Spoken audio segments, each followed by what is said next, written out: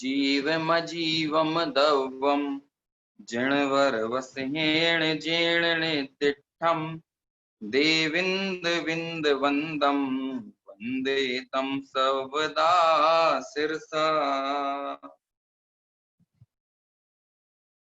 द्रव्य संग्रह ग्रंथादि राज पर हमारा स्वाध्याय चल रहा है। बीच में कुछ अन्य कार्यक्रमों के चक्कर में व्यवधान हुआ। यद्यपि लघु द्रव्य संग्रह जो है वो हमारा पूर्ण हो चुका है और अब इस द्रव्य संग्रह का जो विशेष विस्तृत वर्णन है, गाथा नंबर 28 से ये प्रकरण शुरू होता है और अगली 11 गाथाओं में, मतलब 28वीं गाथा से शुरू कर 11 गाथा यानी 39 गाथा पर्यंत यह विषय चलता है। इस अधिकार का नाम है सत सात तत्व नव पदार्थ अधिकार। पहले अधिकार का नाम था 6 द्रव्य पंच आस्तिकाय अधिकार और अब ये जो अधिकार है इसका नाम है 7 तत्व 9 पदार्थ अधिकार। दरअसल 7 तत्व और 9 पदार्थ ये बहुत अलग नहीं है, बल्कि जब हम 7 तत्वों में ही 7 तत्वों का ही भेद विवक्षा के साथ कथन करते हैं और 7 तत्वों में जो आश्रव और बंध तत्व है उसको हम खोल देते हैं, मतलब उनका भेद कर देते हैं और पुण्याश्रव पापाश्रव अथवा पुण्य बंध पाप बंध का जब हम भेद करते हैं तो यही 7 तत्व जो है वो 9 पदार्थों में बदल जाते हैं। इसलिए जीव अजीव आश्रव वन संवर निजरा मोक्ष इन 7 तत्वों का कथन करने के बाद आगे की जो 2 गाथाएं हैं उनमें न पुण्य और पाप इन 2 का वर्णन किया। इस तरह से 9 पदार्थों का वर्णन इस अधिकार में गर्भित हो जाता है। अनेक स्थानों पर आचार्य इन्हें पदार्थ कहकर ही संबोधित करते हैं, मतलब तत्वों के लिए भी पदार्थ शब्द ही इस्तेमाल किया है और वास्तव में पदार्थ का मतलब ही ये होता है कि अर्थ यानी कि जो जिसमें अर्थ क्रिया कारित्व हो, वस्तु हो, प्रयोजन परक हो और पद से जो वाच्य हो। ऐसे पद से वाच्य होने के कारण पद से वाच्य अर्थ को ही पदार्थ कहते हैं, इसलिए तत्व को पदार्थ भी कहा जाता है। और जब उन्हें तत्व कहने का आशय हो, हमारा जो अभिप्राय होता है वो उनकी भाव परकता को पकड़ना होता है ना। देखिए एक बहुत सुंदर चर्चा आती है गोमटसार ग्रंथ में सम्यक्त मार्गणा के अंतर्गत, और सम्यक्त मार्गणा के अंतर्गत ये प्रश्न उठाया गया कि द्रव्य तत्व अस्तिकाय और पदार्थ इनमें क्या फर्क है। जैसे कि हम जीवास्तिकाय भी पढ़ते हैं, जीव पदार्थ भी पढ़ते हैं, जीव तत्व भी पढ़ते हैं, जीव द्रव्य भी पढ़ते हैं, तो इनका अलग अलग बताने से मतलब क्या है। जीव द्रव्य और जीव तत्व में क्या अंतर है, जीव पदार्थ और जीव अस्तिकाय में क्या अंतर है। तो ये 4 जो अलग अलग विवक्षाएं आती हैं ये किस चीज को बताती हैं। तो वहां पर बहुत सुंदर प्रकरण आया गोमटसार की सम्यक्त मार्गणा की, आप जब टीका देखेंगे तो वहां पर ये चर्चा आई है, जिसमें ये कहा है कि किसी भी वस्तु का निर्णय करने के लिए उसका द्रव्य क्षेत्र काल और भाव इन 4 चीजों से किसी भी वस्तु का निर्णय होता है। द्रव्य से, क्षेत्र से, काल से, भाव से। हमें लौकिक में भी किसी चीज का संपूर्ण परिचय प्राप्त करना हो, किसी व्यक्ति का परिचय प्राप्त करना हो तो हम उसका नाम जानेंगे, वो कहाँ रहता है ये जानेंगे, वो मोटा पतला लंबा टिकना कैसा है ये जानेंगे, उसकी आंतरिक परिणति आंतरिक प्रवृत्ति मतलब कहना चाहिए उसका इंटरनल नेचर कैसा है ना, उसकी अंतरंग भाव भूमि कैसी है, इस चीज का हम पता करेंगे। तो कुल मिलाकर हम बाहर में भी किसी वस्तु को किसी व्यक्ति को जानते हैं तो द्रव्य क्षेत्र काल भाव से ही जानते हैं, क्योंकि जब हम इन चतुष्टयों से किसी चीज को जानते हैं और उस जानने के बाद जो निर्णय होता है वो निर्णय बहुत ही पक्का होता है, वो निर्णय एकदम सशक्त होता है। इसी तरह यहाँ भी तत्व के श्रद्धान में या सम्यक दर्शन से पूर्व जो निर्णय को पक्का करने के लिए ज्ञान में हमारी क्लियरिटी होना चाहिए, और उस ज्ञान की क्लियरिटी के लिए हमें किसी भी वस्तु को द्रव्य क्षेत्र काल और भाव से ही समझना चाहिए। तो ऐसे ही ये जो 4 चीजें हैं तत्व पदार्थ अस्तिकाय और द्रव्य, ये चारों चीजें द्रव्य क्षेत्र काल भाव इन चारों की विशेष विवक्षाओं से कही गई हैं। अब इनमें किस चीज को गर्भित किया गया है तो हम जरा ये समझें। जैसे तत्व जो है ये चतुष्टय जो है द्रव्य क्षेत्र काल भाव, इनमें तत्व को भाव में सम्मिलित किया जाता है ना। द्रव्य जो है द्रव्य को हम जो है वो काल में सम्मिलित करते हैं। द्रव्य क्षेत्र काल भाव में से काल में हम द्रव्य को सम्मिलित करते हैं, है ना। देखिए द्रव्य दोनों जगह है, एक तो 6 द्रव्य और एक द्रव्य क्षेत्र काल भाव वाला द्रव्य, है ना। तो हम ये जो 6 द्रव्य हैं, इन 6 द्रव्यों से किसी वस्तु के उसके काल संबंधी ज्ञान पर हमारा फोकस रहता है, तत्व से हमारा भाव संबंधी ज्ञान पर हमारा फोकस रहता है। जब हम पदार्थ बोलते हैं, है ना, तो पदार्थ से हमारा अभिप्राय उसके द्रव्य पक्ष को पकड़ना है। द्रव्य क्षेत्र काल भाव में द्रव्य पक्ष को पकड़ना है पदार्थ से, और अस्थि काय से हम उसके क्षेत्र पक्ष का ज्ञान करते हैं। तो इस तरह ये चारों चीजें इन 4 अलग-अलग विवक्षाओं की होती है ना। अनेक लोगों को प्रश्न खड़े होते हैं कि भाई हमने जीव द्रव्य भी पढ़ा, जीव अस्थि काय भी पढ़ा, और अब हमें जीव तत्व भी पढ़ना है, जीव पदार्थ भी पढ़ना है, तो ये क्यों पढ़ना है? दरअसल अपने निर्णय को पक्का करने के लिए, है ना, कि द्रव्य क्या बताएगा। जब हम जीव द्रव्य की बात करेंगे तो जीव द्रव्य उसकी अनादि अनंतता की सिद्धि करेगा, अनादि अनंतता की पुष्टि करेगा। जब हम जीव तत्व की बात करेंगे तो उसके भावात्मक पक्ष को बताएगा। हालांकि जीव द्रव्य की परिभाषा में भी ये बातें आती हैं कि जो जानता देखता है उसको जीव द्रव्य कहते हैं, लेकिन जीव द्रव्य में मुख्य फोकस जो है वो उसकी अनादि अनंतता पर रखना है ना, उसके काल संबंधी विचार पर है। जब हम पदार्थ की बात करते हैं तो जीव है क्या, उस पद से उस अर्थ का जो वाच्य क्या है, संज्ञा ये जीव दी है तो क्यों दी है कि भाई वो जो जीता है ना, जिसमें जीवत्व शक्ति पाई जाती है, इस तरह से उसका संज्ञा परक जब विचार किया जाता है, वो जीव पदार्थ को समझने की मुख्यता होती है। जीवास्थि काय में हम उसके क्षेत्र को समझते हैं कि जीव द्रव्य जो है वो बहुप्रदेशी होता है, इस तरह हमें उसका क्षेत्र का ज्ञान होता है। और जब हम जीव नाम के तत्व को समझते हैं तो हमारी उसकी भाव परकता कि ऐसा जीव वो मैं हूं, ज्ञान दर्शन स्वभावी आत्म द्रव्य वो जीव तत्व है ना। पूरी दुनिया भर के जीवों से निकलकर उस जीव के भाव पक्ष को पकड़ना और वो मैं हूं ऐसा निर्णय करना, है ना, विकल्पात्मक तौर पे, क्योंकि इस विकल्पात्मक निर्णय के बाद ही निर्विकल्पता की ओर पलायन होता है। तो इस तरह ये द्रव्य क्षेत्र काल भाव इन 4 चीजों से समझने की ये विवक्षाओं के कारण इस तरह के भेद किए जाते हैं कि हम तत्व को भी अलग से समझते हैं, द्रव्य को समझते हैं, पदार्थ को समझते हैं, अस्थि काय को समझते हैं, है ना। तो अब यहाँ पर भी जब इस अधिकार को शुरू किया तो शुरुआत के जो लगभग 3-4 पेज हैं, वहां पर ब्रह्मदेव सूरी ने अनेक प्रकार की शंकाएं खड़ी की, है ना। कौन से अधिकार के पूर्व में? दूसरे अधिकार, द्रव्य संग्रह ग्रंथ का दूसरा अधिकार। दूसरे अधिकार का नाम क्या है? दूसरे अधिकार का नाम है सप्त तत्व नव पदार्थ अधिकार। तो यहाँ पर सबसे पहली जो शंका है वो यही खड़ी हुई कि जीव और अजीव ये 2 ही द्रव्य हैं जिनकी आपने शुरुआत में चर्चा की, जीवम अजीवम दव्वम कह के, है ना। तो आपने इन 2 की चर्चा की। तो जब ये 2 ही द्रव्य हैं, अब इन 2 द्रव्यों को आप यदि परिणामी मानते हो, यदि इन 2 द्रव्यों को परिणामी मानते हो, परिणामी मतलब ये परिणमन करने वाला इनको मानते हो, तो फिर 2 ही रहते हैं, 2 में ही सब आ जाते हैं। आपको 7 बताने की क्या जरूरत है, हमारा 2 से ही काम चल जाता है। 7 का प्रयोजन क्या है? और यदि आप इनको अपरिणामी मानते हो तो जीव और अजीव ये दोनों मिलकर अपरिणामी, है ना, यदि परिणामी मानते हो तो जीव और अजीव दोनों मिलकर एक हो गए। मतलब आप एक को मानो, 2 को मत मानो। और जीव और अजीव को आप यदि अपरिणामी मानते हो, दोनों एक दूसरे रूप परिणमन नहीं करते, तो 2 ही रहते हैं। 7 का प्रयोजन तो कोई है ही नहीं। आपने 7 तत्वों की चर्चा आखिर क्यों की? पहला प्रश्न यही किया। क्या प्रश्न किया? कि जीव और अजीव इनको यदि आप परिणामी मानते हो तो परिणामी माने तो जीव और अजीव दोनों परिणमन कर एक दूसरे में मिल गए तो एक द्रव्य हो गए, एक से ही आपका काम चल जाना चाहिए, एक तत्व से ही काम चल जाना चाहिए। और यदि आप इनको अपरिणामी मानते हो तो जीव जीव रहा, अजीव अजीव रहा, और अजीव में सब आ जाते हैं। तो इस तरह आपको 2 ही तत्व मानना चाहिए। आश्रव बंध संवर निद्रा मोक्ष, इन 7 का इतना व्याख्यान करने की जरूरत क्या है?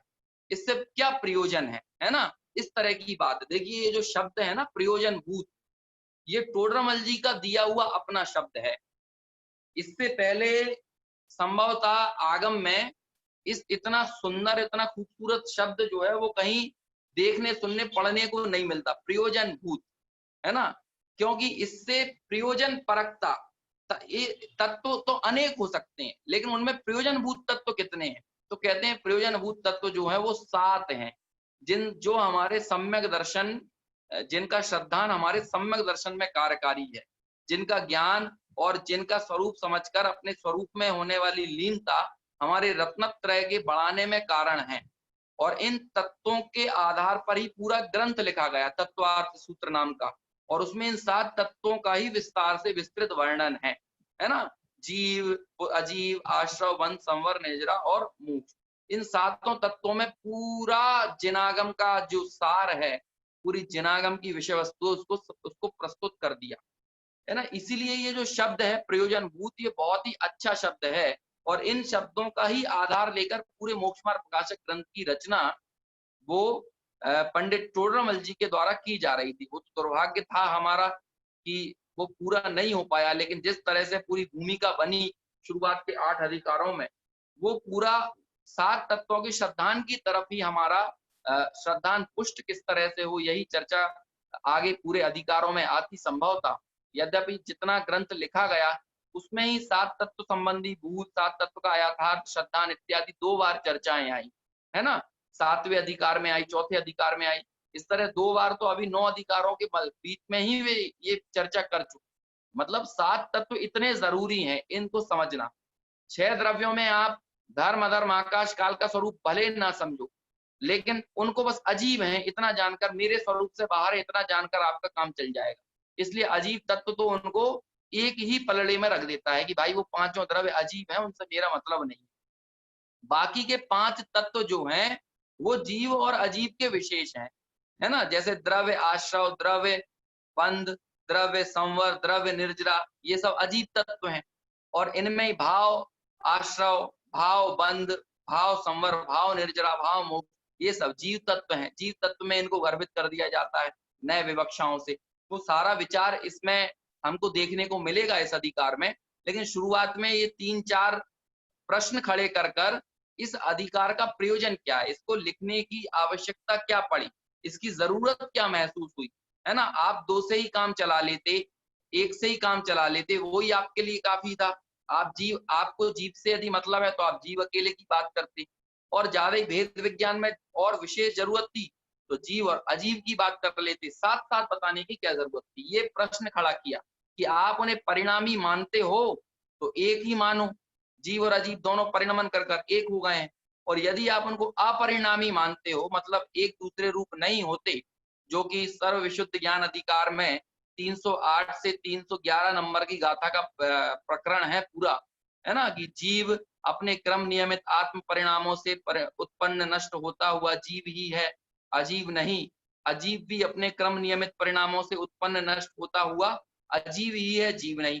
यहाँ उत्पन्न नष्ट होना बताकर उसका परिणामी पना भी बता दिया, और जीव पुद्गल रूप नहीं होता, इस तरह से अपरिणामी भी बता दिया। तो इस तरह परिणामी और अपरिणामी दोनों विवक्षाओं को आपके सामने रखकर ये प्रश्न खड़ा किया कि यदि जीव परिणामी है, जीव और अजीव ये परिणामी है, तो दोनों परिणमन कर एक हो गए, और एक हुए तो एक से ही आपका काम चल जाना चाहिए था। और यदि अपरिणामी है, दोनों एक दूसरे रूप नहीं होते हैं, तो फिर आपका 2 से काम चल जाना चाहिए। 7 तत्व आपने क्यों कहे, ये प्रश्न है। तो उसका देखो कितना अच्छा उन्होंने उत्तर दिया कि भाई कथनचित परिणामी पने के कारण, है ना। यदि आप निश्चय न से देखो तो निश्चय न, परम शुद्ध निश्चय न तो अपरिणामी ही सिद्ध करेगा। जीव द्रव्य को समय सार ग्रंथ में तो अपरिणामी ही बताना वहां पर प्रयोजन है, निष्क्रिय तत्व ही सिद्ध करना वहां पर प्रयोजन है। लेकिन फिर भी आप सर्वथा उसको अपरिणामी नहीं कह सकते, कथनचित उसके परिणामी पने को स्वीकार करना पड़ेगा। कथनचित परिणामी है ना। तो इसलिए कथनचित परिणामी होने के कारण क्या होता है, अब एक उदाहरण दिया कि स्फटिक मणि होती है। हमने स्फटिक मणि तो साक्षात प्रत्यक्ष ना देखी होगी, लेकिन स्फटिक की प्रतिमाएं देखी होंगी। अनेक मंदिरों में स्फटिक की प्रतिमाएं रहती हैं। अब वो स्फटिक की प्रतिमा तो कैसी है, अपरिणामी है, एक तरह से देखा जाए तो अपरिणामी है। कभी उस स्फटिक में कोई मिलावट नहीं होती, लेकिन कथनचित परिणामी भी है। कथनचित परिणामी कैसे, उस स्फटिक की प्रतिमा के सामने लाल रंग की कोई वस्तु आती है तो लाल हो जाती है, उसके सामने हरे रंग की वस्तु आती है तो हरी हो जाती है, नीले रंग की आती है तो नीली हो जाती है ना। इस तरह से उसका हम परिवर्तन देखते हैं। तो यही परिणमन परिवर्तन जो है इसको कहते हैं कथनचित परिणामीपना, है ना। और यदि वो परिणमन परिवर्तन देखने को नहीं मिलता है, यदि हम उसके नजदीक जाकर मूल स्फटिक पर हम यदि दृष्टि करें तो कहते हैं वो स्फटिक की प्रतिमा, स्फटिक की मणि जो है वो कोई परिणमन उसमें नहीं होता। लेकिन बाहर से रंग उसके सामने जो आते हैं उस कारण उसके परिणमन को तो स्वीकार करना पड़ेगा ना। ऐसे ही निश्चय से तो जीव द्रव्य जो है वो अपरिणामी ही है, उसके ज्ञान दर्शन स्वभाव का कभी नाश नहीं होता, वो अपने गुणों को कभी नहीं छोड़ता। इस दृष्टि से देखा जाए तो वो अपरिणामी है। लेकिन कहते हैं कि शुद्ध द्रव्यार्थिक नय से शुद्ध चिदानंद एक स्वाभाविक होने पर भी जीव कैसा है, अनादि कर्म बंध पर्याय के वश। यहाँ पर शब्द लिखा कि अनादि कर्म बंध पर्याय के वश रागादि पर द्रव्य उपाधि पर्याय को ग्रहण करता है। अनादि कर्म बंध के कारण ये रागादि विभाव भावों को ग्रहण करके तद अनुरूप परिणमित होता है ना। कर्मों का संबंध होने पर ये रागी द्वेषी मोही होता हुआ देखा जाता है। इस अपेक्षा से हम उसका परिणमन, उसका परिणामीपना को स्वीकार करते हैं। तो इस तरह उसमें बंध देखा जाता है, आश्रव देखा जाता है, और आश्रव की निवृत्ति देखी जाती है, बंध की निवृत्ति देखी जाती है। तो इसी कारण ये जो परिणामीपना उसका हुआ कर्म बंध के वशात, उसके ही बंधने और छूटने की अपेक्षा से ये 7 प्रकार के ये जो भेद हैं तत्वों के, आश्रव बंध संवर निर्जरा और मोक्ष, ये विशेष भेद बनते हैं। देखिए आगे क्या लिखते हैं कि यद्यपि जीव पर पर्याय रूप से परिणमित होता है तो भी निश्चय से शुद्ध स्वरूप को नहीं छोड़ता है। पुद्गल भी इसी प्रकार है। पुद्गल भी अपने वास्तव में परमाणु तो परमाणुपने से रहता है, स्कंदों में भी परमाणु यदि सम्मिलित हो गया है तब भी परमाणु तो परमाणु ही है ना। अब वो आप उसके परमाणुपने को ना देखकर उस स्कंद को देख रहे हो, उस मिली हुई अवस्था को देख रहे हो, तो इसमें कोई क्या कर सकता है। लेकिन तब भी परमाणु ने अपने स्वतंत्र परिणमन को, उसके गुणों को तो नहीं छोड़ा ना। उस परमाणु में भी स्पर्श रस गंध वर्ण इत्यादि जो गुण पुद्गल के पाए जाते हैं वो तो है ना। इसी तरह भले ही ये कर्मादि बंध के वशात जीव नाना प्रकार की अवस्थाओं में देखा जाता है, लेकिन उन अवस्थाओं में देखे जाने के बावजूद भी जो जीव है वो अपने ज्ञान दर्शनादि गुणों को नहीं छोड़ता। इस अपेक्षा से वो अपरिणामी है, और कर्म बंधों के कारण जो उसके राग आदि विकारी भाव विभाव देखे जाते हैं उस कारण से उसका परिणामीपना भी कहा जाता है। यही यहाँ लिखते हैं कि इस प्रकार कथनचित परिणामीपना होने से जीव और पुद्गल के संयोग रूप परिणति से रचित होने के कारण आश्रवादी 7 पदार्थ सिद्ध होते हैं। किस कारण से सिद्ध होते हैं?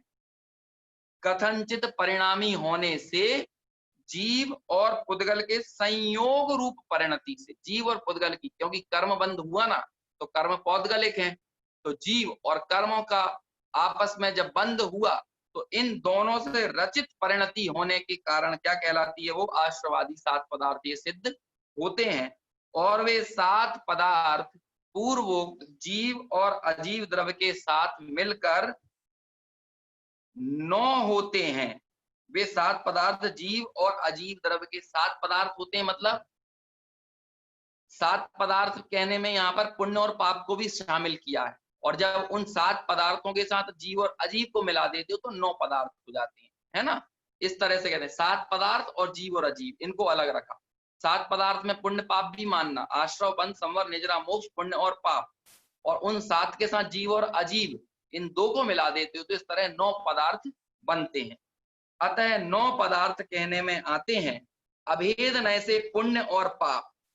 जब आप अभेद नय से इन 9 पदार्थों को देखने जाते हो तो अभेद नय से पुण्य और पाप का आश्रय और बंध में ही इनको अंतर्गर्भित कर दिया जाता है। तो इस तरह वही 9 पदार्थ क्या हैं?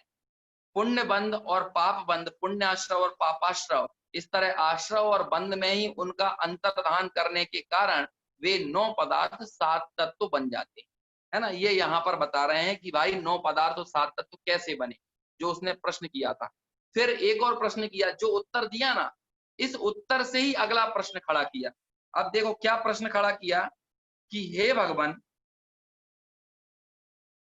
इस तरह से देखिए शिष्य प्रश्न कर रहा है आचार्य से, हे भगवान, है ना, भगवान कह के आचार्य देव को संबोधित करते हैं कि हे भगवान, यद्यपि कथनचित परिणामी पने के बल से भेद प्रधान पर्यायार्थिक नय से 9 पदार्थ और 7 तत्व सिद्ध हुए, तो भी उनसे क्या प्रयोजन है? वो पूछता है कि इनसे प्रयोजन क्या है 9 पदार्थ और 7 तत्व बताने का? आप क्यों बता रहे हो, प्रयोजन क्या है? हमें तो जीव और अजीव का भेद विज्ञान करना है ना, तो हम इतना ज्यादा इनके बीच में क्यों तोड़ मरोड़ करें? क्यों हम इन अलग से तत्वों और 9 पदार्थों को जानने जाएं? हमें इनसे मिलने वाला क्या है? क्यों आप इतनी माथाफोड़ी कर रहे हो? हमारे पास भी समय कम है, हमें ऐसी चीज बताओ कि शॉर्ट में समझ में आ जाए। और आप भी अपना समय अनावश्यक बर्बाद मत करो। आप भी भाई जीव अजीव इन 2 तत्वों को छोड़ो और कहो कि मैं जीव हूं और बाकी सब अजीब हैं। आप अनावश्यक ये भेद कल्पनाएं क्यों खड़ी करते हैं? क्यों आप 9 पदार्थ और 7 तत्वों के इतने बड़े भेद बनाकर हमारे सामने प्रस्तुत कर रहे हैं? आप संक्षेप में बात करिए ना, है ना? वैसे ही पंचम काल का मनुष्य, उसकी बुद्धि कम है, पंचम काल के मनुष्य के पास समय भी कम है, और जो थोड़ा बहुत समय बेचारे के पास मिलता है तो वो उसमें आप उसको और उलझा दोगे इन 9 पदार्थों में, 7 तत्वों में। तो इससे हमारा क्या प्रयोजन है? ये प्रयोजन पूछता है, और ये हमें पूछना चाहिए। कोई ये कहे कि ये शिष्य ज्यादा ही होशियार बन रहा है, नहीं भाई, होशियार नहीं बन रहा। हम लोगों को भी ऐसे सवाल खड़े होना चाहिए। यदि हम भी सीधे सुनाते जाओ और हम सुनते चले जाएं और हमारे मन में कोई जिज्ञासा ना हो, हम अपने से सवाल खड़े ना करें, हमारे मन में हमारी वर्तमान प्रवृत्ति के प्रति शंका पैदा ना हो। देखिए निशंकित अंग भी कथनचित शंकित होता है, बिना शंका के आप निशंकित अंग तक नहीं पहुंच सकते। जिन वच में शंका ना धार, बिना परीक्षा के भैया हमारे जिनेन्द्र भगवान ने जो कहा है हम तो वो मानते हैं, ऐसा कहकर कोई समझे कि मैं निशंकित अंग वाला हो गया हूं, तो वो सही नहीं है। वो तो आज्ञानुसार परीक्षा रहित धर्मधारक व्यवहाराभासी की श्रेणी में चला जाता है। तो निशंकित अंग से पूर्व तत्व विचार चलता है, और तत्व विचार में ऊहापोह होती है, समझने की जिज्ञासाएं होती हैं, शंकाएं खड़ी होती हैं, और उन शंकाओं के परिणाम स्वरूप परीक्षा होती है। हमारी वर्तमान प्रवृत्ति, वर्तमान परिणति पर शंका खड़ी होती है कि मैं विषय भोगों में सुख मान रहा हूं। एक इस बात पर शंका खड़ी होना चाहिए कि नहीं, क्या वास्तव में विषय भोगों में सुख है या नहीं? जब तक ये शंका खड़ी नहीं होगी तो हम सही निष्कर्ष पर कैसे पहुंचेंगे? और हमारे दिमाग में ऐसा कोई प्रश्न ही खड़ा नहीं होता। हम हमारी वर्तमान परिस्थिति में हम हमारा संसार भी चलाते रहते हैं और मोक्ष मार्ग भी चलाते रहते हैं, दोनों चीजें साथ साथ चलती रहती हैं। हमें कषाएं पैदा होती हैं तो हमारे मन में शंका पैदा होती है कि भाई मैं संयोगों से दुखी हो रहा हूं या अपनी कषायों से दुखी हो रहा हूं, है ना? जिन्हें दुखी ना होना हो, जिन्हें भाव भ्रमण ना करना हो, वो कषाय ना करें। ये टोडरमल जी साहब ने ये पंक्ति लिखी तो ये तो उन्होंने परीक्षा करके लिखी, लेकिन हम पढ़कर ही इस बात को रटते रहें तो हम तो परीक्षा रहित हो गए। क्यों? क्योंकि हमने तो खुद से प्रश्न नहीं किया ना, हमने तो खुद से सवाल नहीं किया ना कि भाई दुख का कारण संयोग है कि कषायें हैं, और सुख का कारण संयोग है कि सुख का कारण मेरा ज्ञान दर्शन स्वभाव, मेरी स्वाधीनता मेरा सुख का कारण है। यदि ये शंका खड़ी ना हो तो निशंकित अंग तक हम कैसे पहुंचेंगे?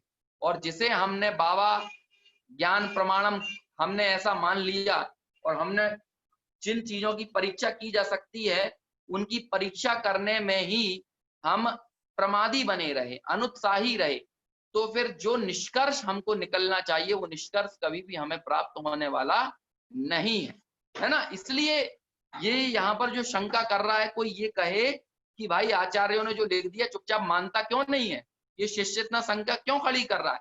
वास्तव में शिष्य शंका खड़ी नहीं कर रहा है, बल्कि आचार्य खुद शिष्य के स्थान पर शंकाएं खड़ी करते हैं ताकि हमारा निर्णय पक्का हो, है ना? हम किसी भी चीज के संबंध में शिथिल ना रहें, हमारी श्रद्धा शिथिल ना हो। क्यों? क्योंकि शिथिलता बहुत बड़ा दोष है, अल्पता दोष नहीं है। आपका ज्ञान अल्प हो लेकिन तो कोई परेशानी नहीं है, लेकिन आपका ज्ञान ढुलमुल हो तो बहुत परेशानी है। तो जब तक पक्का निर्णय नहीं होगा तो ज्ञान ढुलमुल बना रहेगा, है ना? इसी तरह चरित्र में बात की जाती है कि आप अल्प व्रतों का पालन कीजिए लेकिन व्रतों में शिथिल मत होइए। अल्प व्रतों का एकदम दृढ़ता के साथ पालन कीजिए, लेकिन व्रत बड़े बड़े ले लिए लेकिन बड़े व्रतों में शिथिलता बरत रहे हैं। श्रावक होकर मुनियों जैसा आचरण करता कोई दिखे तो हम तो उसकी प्रशंसा करेंगे, लेकिन मुनि होकर कोई श्रावकों जैसा आचरण करने लगे, श्रावकों जैसी प्रवृत्ति करे, मोबाइल लैपटॉप रखने लगे, तो हम तो उसको दोषी मानेंगे ना। इसीलिए अल्पता चल सकती है लेकिन शिथिलता नहीं चल सकती। ये ज्ञान में भी इस बात को हमें समझना चाहिए। इसलिए यहाँ पर इतनी शंका खड़ी कर कर हमारे विषय को पक्का करने का काम आचार्य देव द्वारा किया जाता है। अब क्या प्रश्न खड़ा किया कि हे भगवान, ये विनम्रता है शिष्य की कि वो इतनी विनम्रता से प्रश्न करता है कि हे भगवान, हमें जीव अजीब से हमारा काम चल जाएगा, आप अनावश्यक क्यों इन 7 तत्वों का और 9 पदार्थों का भेद कर रहे हो? क्योंकि भेद प्रधान पर्यायार्थिक नय से ये भेद होते हैं ना। जब हम द्रव्यार्थिक नय के से चीजों को देखते हैं तो हमारा तो जीव अजीब में काम हो जाता है। तो द्रव्यार्थिक नय वाली दृष्टि रहने दो ना, पर्यायार्थिक नय की दृष्टि क्यों करते हो? ये वो प्रश्न करता है। और फिर इसी में प्रश्न इंक्लूड करता है कि जैसे आपने अभेद नय से क्या किया, आपने अभेद नय से पुण्य पाप को, अभेद नय से आपने क्या किया, पुण्य पाप को आश्रव और बंध में मिला दिया। ऐसे ही विशेष अभेद नय से 7 द्रव्यों को आप जीव अजीब में क्यों नहीं मिला देते? आप पुण्य और पाप को तो मिला देते हो आश्रव बंध में अभेद नय से, तो 7 तत्वों को जीव अजीब में रख दो ना, क्या परेशानी हो रही है? अब देखो उसका उत्तर यहाँ पर देते हैं। देखो भाई क्या उत्तर देते हैं, बड़ा सुंदर। इस शंका का परिहार आचार्य करते हैं कि भाई, हे और उपादेय तत्व का परिज्ञान कराने रूप प्रयोजन के लिए आश्रवादी पदार्थों का व्याख्यान करना योग्य है।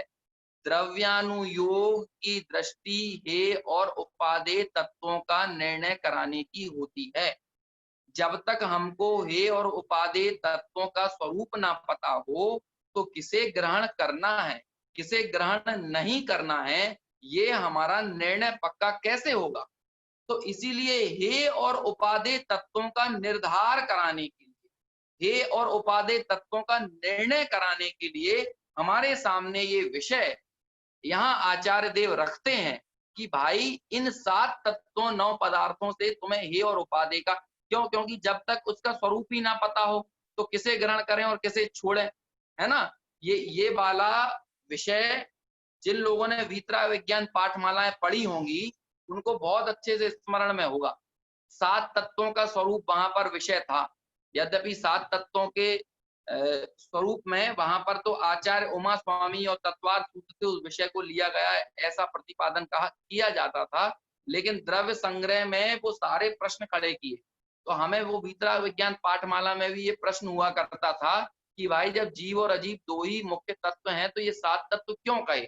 उसी को यहाँ पर विस्तार में उत्तर दे रहे हैं और उस विस्तार के उत्तर का सार वही है जो हमने वीतराग विज्ञान में पढ़ा, है ना। देखिए फिर भी हम यहाँ से पढ़ेंगे तो हमें वो पुराना विषय भी स्मरण में आएगा, क्योंकि अमूमन सभी लोगों ने या तो कहीं ना कहीं सुना होगा या स्वयं भी पाठशालाओं में ये विषय पढ़ा होगा, अपने बचपन में पढ़ा नहीं होगा तो पढ़ाया होगा, किसी ना किसी प्रकार से ये विषय सुनने में देखने में आपके जरूर आया होगा। देखिए क्या लिखते हैं यहाँ पर कि हे और उपादेय तत्व का परिज्ञान कराने रूप प्रयोजन के लिए आश्रवादी पदार्थों का व्याख्यान करना योग्य है। वही कहते हैं, क्या कहते हैं? अब क्या हे है क्या उपादेय, उसकी चर्चा करते हैं कि अक्षय अनंत सुख वह उपादेय तत्व है ना। अक्षय अनंत सुख हम सबको, जे त्रिभुवन में जीव अनंत सुख चाहे दुखते भयवंत, तो सुख उपादेय है ना, तभी तो सुख को चाहते हैं। तो ऐसा अक्षय अनंत जो सुख है वो उपादेय है। उसका कारण, वो सुख कहाँ मिलता है, उसका कारण कौन है उस सुख का? तो कहते हैं मोक्ष है। इसलिए मोक्ष भी हमारे लिए उपादेय हो जाता है। और उस मोक्ष का कारण क्या है? तो कहते हैं मोक्ष का कारण संवर और निर्जरा है। इसलिए संवर निर्जरा ये हमारे लिए एक देश उपादेय हो जाते हैं। और उसका कारण मतलब संवर निर्जरा का भी कारण क्या है? मोक्ष का कारण संवर निर्जरा, और संवर निर्जरा का कारण क्या है? तो कहते हैं संवर निर्जरा का कारण विशुद्ध ज्ञान दर्शन स्वभावी निजात्म तत्व के सम्यक श्रद्धा ज्ञान अनुचरण रूप लक्षण युक्त निश्चय रत्नत्रय स्वरूप और उसका साधक व्यवहार रत्नत्रय। संवर निर्जरा का कारण है निश्चय रत्नत्रय और व्यवहार रत्नत्रय। निश्चय रत्नत्रय को कहा साध्य और व्यवहार रत्नत्रय को कहा उस निश्चय रत्नत्रय का साधक, है ना। इस तरह से निश्चय रत्नत्रय और व्यवहार रत्नत्रय को संवर निर्जरा का कारण यहाँ पर बताते हैं। और वो निश्चय और व्यवहार रत्नत्रय क्या है वास्तव में, तो कहते हैं कि निज शुद्धात्म तत्व का दर्शन, ज्ञान और आचरण, श्रद्धा, ज्ञान और लीनता, इस रूप जो रत्नत्रय है उस रत्नत्रय से ही संवर निर्जरा प्रकट होती है। इसलिए वह संवर निर्जरा के लिए रत्नत्रय भी उपादेय है। और अब हे तत्व कहते हैं। हे तत्व क्या है, तो कहते हैं आकुलता उत्पन्न करने वाला नरक गति आदि का दुख और निश्चय से इंद्रिय जनित सुख हे तत्व है। समझ रहे हैं, देखिए कितनी सुंदर बात लिखी है, इस बात पर गौर करिएगा। व्यवहार से हे क्या है और निश्चय से हे क्या है, ये दो चीजें कहीं। व्यवहार से हे कहते हैं आकुलता उत्पन्न करने वाला नरक आदि गतियों का दुख, वो व्यवहार से हे है। और इंद्रिय जनित सुख वो निश्चय से हे है ना। क्यों? क्योंकि हमको क्या लगता है कि सिर्फ दुखी दुख हे है, संसार का दुखी हे है। नियम सार में कलश आता है, कल्पना मात्र रम्यम, उसमें एक पद एक पंक्ति है, कल्पना मात्र रम्यम, है ना, कि ये संसार के सुख, विषयों के सुख कल्पना मात्र रमणीक है। प्रवचन सार में ये चर्चा है 77-78 गाथाओं में, है ना, कि ये संसार के सुख कैसे हैं, विषम बाधा सहित हैं, मेरे स्वरूप से प्रतिकूल हैं, भिन्न हैं, क्षणिक हैं, विषम हैं और बाधा सहित हैं। सपरम बाधा संयम, ये वाली गाथा आती है ना, और ये सारे विषय पुण्य से मिलते हैं। और कालांतर में फिर अगली गाथा में ये लिखते हैं कि इसलिए ऐसे विषय सुख को देने वाला पुण्य भी हे है, और जो इन पुण्य और पाप में अंतर मानता है ऐसा वह जीव घोर संसार में रुलेगा, घोर संसार में परिभ्रमण करेगा। सीधा जो पुण्य और पाप में अंतर देखता है, ये बात कही। क्यों? क्योंकि पुण्य जो है वो इस संसार के सुख का कारण है ना। और यहाँ पर यही लिख रहे हैं कि इंद्रिय जनित सुख वो क्या है, वो हे है। और वो इस इंद्रिय जनित सुख का कारण कौन है? वही तो पुण्य है ना। एक और कलश में बात आई, 59वें नंबर का कलश है नियम सार में, सुकृताम अपि समस्तम भोगिनाम भोग मूला, समस्त सुकृत भोगियों के भोग का मूल है, सारा पुण्य भोगियों के भोग का मूल है। इस तरह पुण्य पर से दृष्टि हटाने की बात वहां पर लिखी है ना। यही यहाँ लिखते हैं कि व्यवहार से तो आकुलता उत्पन्न करने वाला नरकादि गति का दुख जो है वो हे है, लेकिन निश्चय से इंद्रिय जनित सुख वो भी हे है। आज मैं यहाँ पर एक मुस्लिम धर्मावलंबी से चर्चा कर रहा था, बड़ी सुंदर बात उन्होंने बोली, है ना। अब भाई यद्यपि मुस्लिम है, अपनी बुद्धि और अपनी क्षमता के अनुसार बताते हैं, बहुत अनेक चीजों में विपरीतताएं हैं, लेकिन एक बात बड़ी सुंदर बोली कि भाई हम सब लोगों को ये भोग संयोग आदि मिल जाते हैं, है ना, किसी पे 100 एकड़ जमीन हो गई, अरबों करोड़ों अरबों रुपए का बैंक बैलेंस हो गया। तो उसने कहा कि भाई ये सारी चीजें इम्तिहान के लिए हैं, ये इत्मीनान के लिए नहीं। क्या शब्द प्रयोग किया? ये जो बड़ी पद मिल गया, बड़ा प्रतिष्ठा मिल गया, बड़ा धन दौलत संपत्ति मिल गई, ये किस लिए है? ये इम्तिहान के लिए है, ये तुम्हारे इम्तिहान के लिए, परीक्षा के लिए है। परीक्षा के लिए मतलब यदि हम उसे अपनी दृष्टि से हम अपने अनुसार व्याख्या करें कि भाई ये सब भेद विज्ञान के लिए है। कई लोग पूछते हैं ना कि भैया पैसा काहे के लिए है, तो कहते हैं पैसा भेद विज्ञान के लिए है। ये पैसे रूप मैं नहीं हूं, पैसे में से सुख नहीं है, पैसे से मेरा सुख नहीं आता है ना। ये भी आकुलता रूप है, विषम बाधा सहित है। ऐसे भेद विज्ञान के लिए धन है, भोगों के लिए, इत्मीनान के लिए नहीं है, संतुष्टि के लिए नहीं है, उसमें आनंद मानने के लिए नहीं है। इसलिए यहाँ पर जो वाक्य लिखा ना कि निश्चय से इंद्रिय जनित सुख भी ये है, ये बात समझने वाली है। हम लोगों को लगता है कि अब ठीक है, ये तो निश्चय की बात है, ये तो मुनियों की बात है। कई लोग इस तरह मुनियों की बात कह के इस बात को उड़ा देते हैं, लेकिन जीत अपने सम्यक दर्शन के पूर्व ही ये निर्णय पक्का होता है। और जो व्यक्ति पुण्य और पाप में ऐसा फर्क देखता है, वो व्यक्ति सम्यक दर्शन आखिर ले भी तो कैसे ले? क्यों? क्योंकि यदि उसे पुण्य उपादेय लगे और पाप हे लगे तो वो अपने त्रिकाली पुण्य पाप से विरहित शुद्धात्म तत्व को उपादेय कैसे मानेगा, है ना। एक पंडित पूजा नाम का ग्रंथ है, तारण स्वामी हुए, है ना। अनेक ग्रंथों में ये बात है, लेकिन मुझे अभी तत्काल में जो बातें याद आ रही हैं वो आपको बता देता हूँ। उसमें 15वें नंबर की गाथा, 32 गाथाओं का पंडित पूजा नाम का ग्रंथ है। पंडित कैसी पूजा करता है ये चर्चा। पंडित यानी ऐसे नहीं कि कुर्ता पजामा पहन के आपके सामने प्रवचन करने लगे कोई तो वो पंडित है। पंडित वो नहीं होता है ना। परमानंद स्तोत्र में ये चर्चा आई है, पंडित किसको कहते हैं, है ना। जो अपने सदानंद, सदा अपने स्वरूपानंद में सदा लीन रहता है, ऐसे ज्ञानी को पंडित कहते हैं। अरहंत भगवान को भी पंडित कहते हैं, पंडित कहते हैं अरहंत भगवान को। मुनिराजों को भी पंडित कहते हैं। वास्तव में भेद ज्ञानी जो होते हैं वो पंडित कहलाते हैं, है ना। तो वहां पर आया कि पुण्य पाप प्रक्षालितम, जो पुण्य और पाप दोनों को धो देता है अपने स्वरूप के बल से। सिर्फ पाप को धोता है ऐसा नहीं, पुण्य को भी धो देता है। हम बहुत पहले स्मारक में पढ़ा करते थे, तो वहां पर क्या अनेकों लोग आते रहते हैं विशेषज्ञ। एक कोई भट्टारक आए थे, है ना। तो उन्होंने एक उदाहरण दिया था, वो उदाहरण मेरे को आज भी स्मरण में है कि जब भी कोई व्यक्ति नहाता है, स्नान करता है ना, शरीर पर गंदगी लगी हो तो उस गंदगी को साबुन से साफ करता है ना। या कपड़े में गंदगी लगी हो तो कपड़े की गंदगी को हम साबुन से साफ करते हैं और बाद में उस साबुन को भी स्वच्छ जल से साफ करते हैं। आप ऐसा करते हैं कि नहीं, है कि आप वॉशिंग मशीन हो किसी के यहाँ तो पहले उसे सर्फ के पानी में धोते हैं और सर्फ के पानी में धोने के बाद फिर शुद्ध पानी में निकाल कर निथार कर उसको टांगते हैं। मतलब सर्फ के पानी को, साबुन के पानी को भी शुद्ध जल से धोया जाता है। ऐसे ही पाप को पुण्य धोता है, लेकिन पुण्य को भेद विज्ञान धोता है, भेद ज्ञान धोता है। निःशुद्धात्म तत्व के अवलंबन से वो पुण्य भी धोता है। और जब तक वो पुण्य भी ना धुले, है ना, तब तक जी मोक्ष मार्ग में आगे नहीं बढ़ता है, मुक्ति मार्गी नहीं होता, स्वरूप की तरफ उसका लक्ष्य नहीं होता। जो उपादेय भूत है, ऐसे उपादेय भूत तत्व की उसको श्रद्धा रुचि नहीं होती। इसलिए पुण्य पाप में अंतर करना ये बहुत बड़ी स्थूल भूल है। इसे सूक्ष्म भूल नहीं समझना, स्थूल भूल है। मोक्ष मार्ग की बहुत स्थूल भूल है। और जैन दर्शन की अन्य दर्शनों से जो खास कुछ विशेषताएं हैं, उनमें यही एक बहुत बड़ी विशेषता है। और योग सार में तो योगिंदु देव ने लिख भी दिया ये बात, है ना। पाप को तो पाप सारा जगत ही है मानता, पर कोई विरले ये कहे कि पुण्य भी तो पाप है।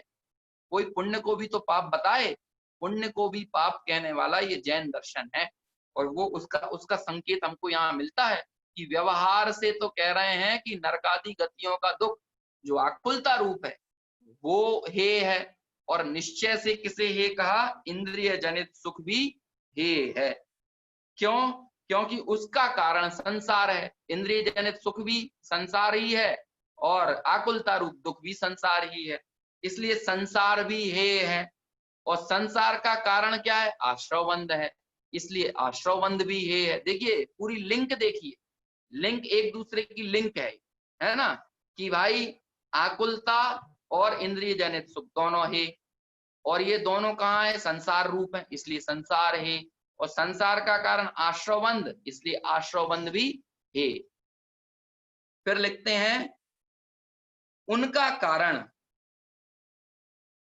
कारण पूर्वोक्त व्यवहार और निश्चय रत्नत्रय से विलक्षण मिथ्या दर्शन ज्ञान चारित्र। इसलिए मिथ्या दर्शन ज्ञान चारित्र ये भी है। आश्रवबंध का कारण कौन है? तो कहते हैं आश्रवबंध का कारण है मिथ्या दर्शन, मिथ्या ज्ञान और मिथ्या चारित्र। इसलिए ये मिथ्या दर्शन, मिथ्या ज्ञान, मिथ्या चारित्र भी ये है। वहां पर क्या संधि बिठा ली थी? वहां पर कहा था कि अक्षय अनंत सुख जो है वो उपादेय है। उस सुख का कारण मोक्ष है, इसलिए मोक्ष उपादेय है। मोक्ष का कारण संवर निजरा है, इसलिए संवर निजरा उपादेय है।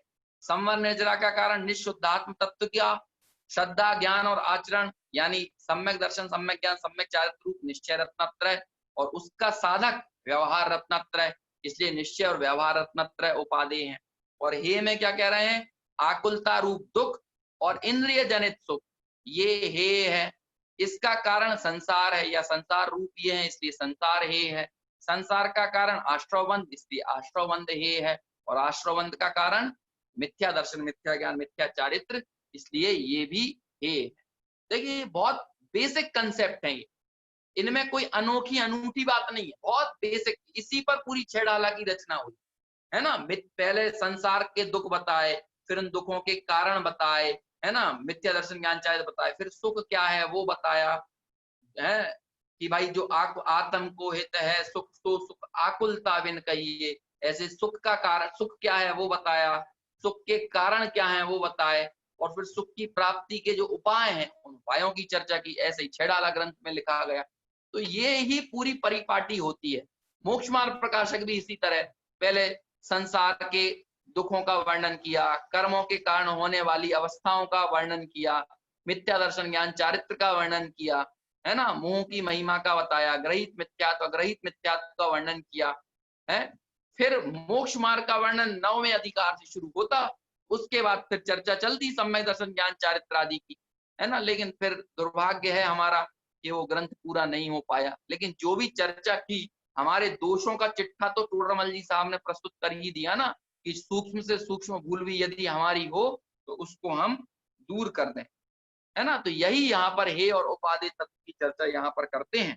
इस प्रकार हे और उपादेय तत्व का व्याख्यान करने पर 7 तत्व और 9 पदार्थ स्वयमेव सिद्ध हो जाते हैं। तो जो उसने प्रश्न किया था ना कि भाई 2 से ही काम चल जाएगा, आप क्यों जबरदस्ती 7 और 9 का ये पचड़े में हमें डाल रहे हो, अभेदन ऐसे इन सबको जीव अजीब में क्यों नहीं मिला देते।